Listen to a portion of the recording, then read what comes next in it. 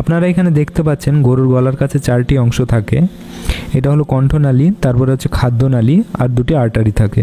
কোনো মুসলিম যখন গরু জবাই করে তখন বিসমিল্লাহি আল্লাহু আকবার বলে শুরু করতে হয় এবং এটা আবশ্যিক।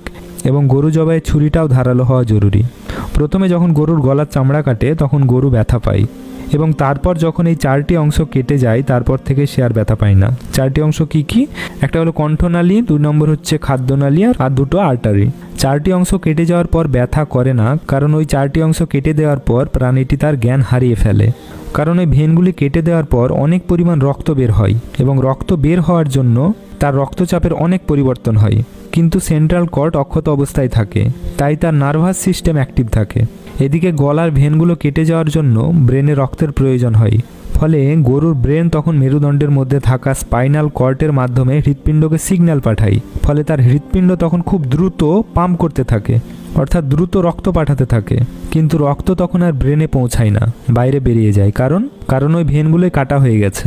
ফলে হয় কি, তখন দেহের সমস্ত রক্ত 7 থেকে 10 মিনিটের মধ্যে বাইরে বেরিয়ে যায়।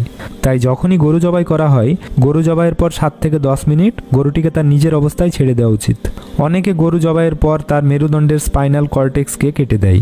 তাতে হয় কি, তার হার্ট পাম্প করা বন্ধ করে দেয়, অর্থাৎ হার্ট অ্যাটাক হয়।